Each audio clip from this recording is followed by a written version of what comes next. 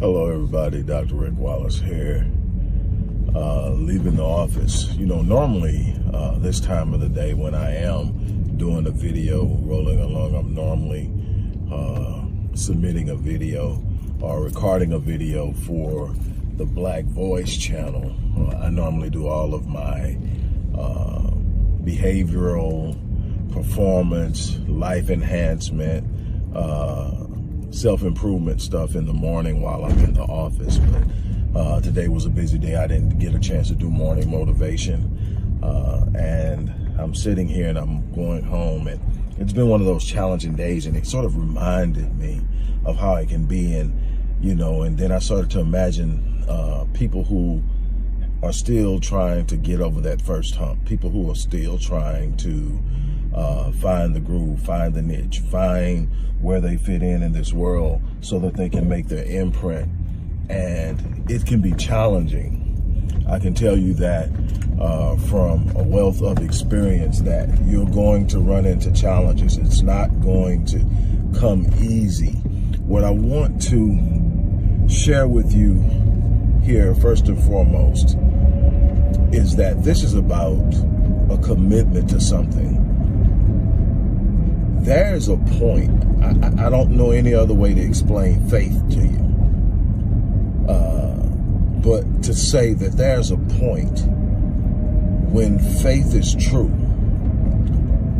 and the vision or the dream is so big that facts no longer matter. What do I mean? I have said this, and if you read Critical Mass, you'll find it in Critical Mass. You'll find it in a number of my other books where I say that faith transcends facts. And people get confused. Facts are facts, facts are facts. But facts are simply the observed reality or the observed situation as it is. Faith controls the interpretation of the facts. And how the facts are interpreted determines how you approach it and how you deal with it. If your faith looks at it and says, we can't overcome it, that it's going to destroy us, it will ultimately destroy you. If your faith sits up and says, we're just going to have to ride it out and see where it goes, you're going to end up being in a situation where you toss to and fro. But if your faith says, we're built for this, if your faith says, I can overcome it, if your faith says, there's nothing too hard, if your faith says, I can get this done, and I will not stop until I do it, it will get done. But see, the vision and the dream have to be bigger than any facts. The bigger the vision, the more anchored you become. And see, we live in a world that study tries to drown the dream. Get your head out of the clouds. Stop daydreaming. Be more realistic. That's not realistic. You're going to fall. You're going to fail. Failure is a part of growth. Failure is a part of the process. Stop fearing failure. Failure trains you and prepares you to win. You win in the gym because you fail and you fatigue in your training. What does it do? It takes you to the point where your body doesn't have anything left, but it prepares you to go a little bit further the next time you come. And you keep getting stronger, you keep getting stronger, and you keep getting stronger till you go in there and you blow those workouts out. And even when you start hitting fatigue and you start hitting the burn, you understand that the pain is there to help you, and now you are interpreting the pain in a different way than you initially interpreted the pain, and now you're going to get the pain because you can win, you can beat it. And that's the same thing with life. You've got to learn how to beat the pain. You've got to learn how to understand that the pain cannot destroy what has been destined to happen.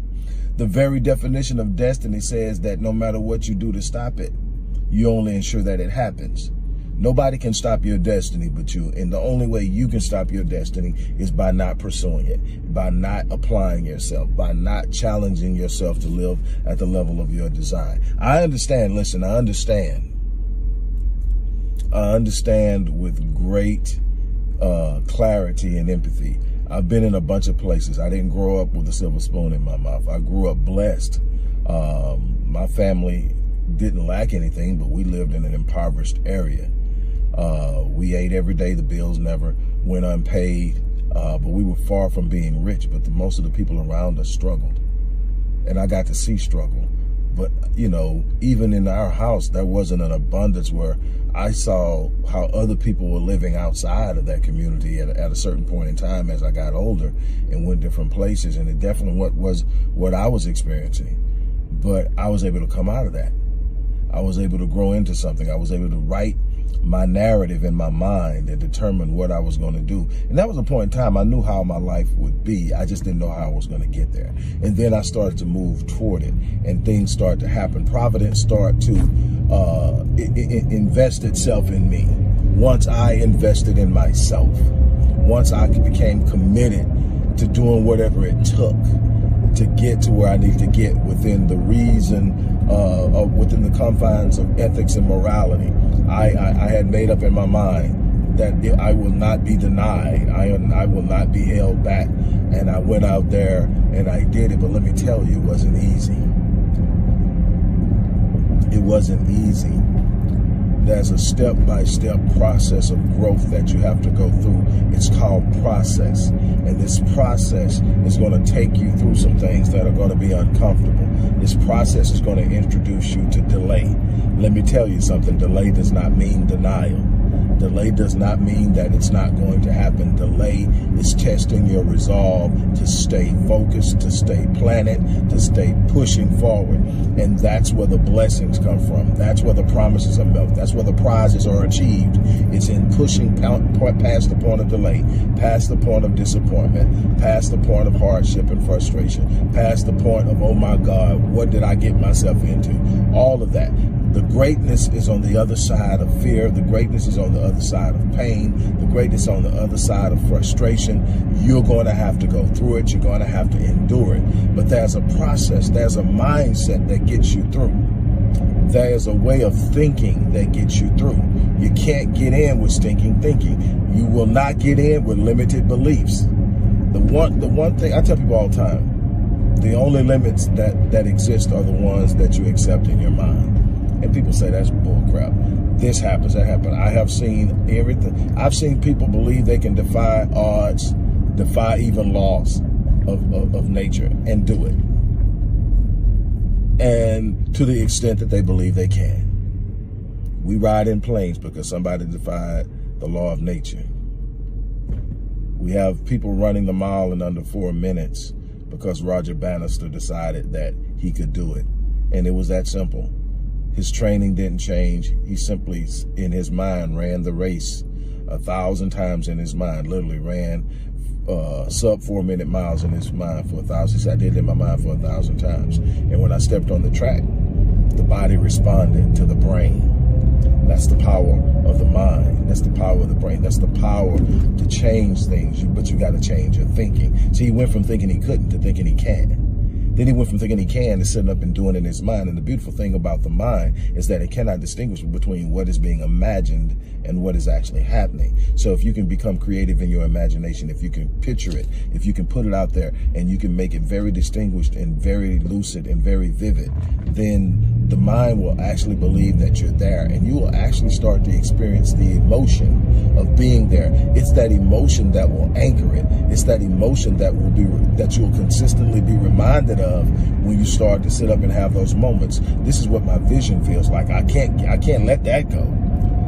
You've got to know how to do that. That's what I do for my clients. That's what I do for my clients. I teach them how. That's why that's the concept of visionetics. That's where the Visionetics Institute originates from. It's the concept of being able to visualize and create the vision and then map out the process after the vision is created. You got to know where you want to go. You know, you want to create your own business. You want to be successful in business. You want to be successful in finance. You want to be a millionaire. You want to be a bunch of different things. It all starts with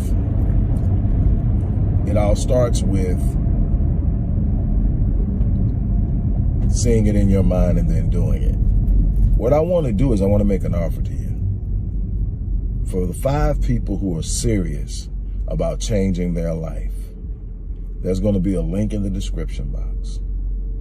I'm going to launch you into the next stratosphere. If you're serious, hit the link. Don't ask no questions. If you're serious and you hit the link, come make it happen.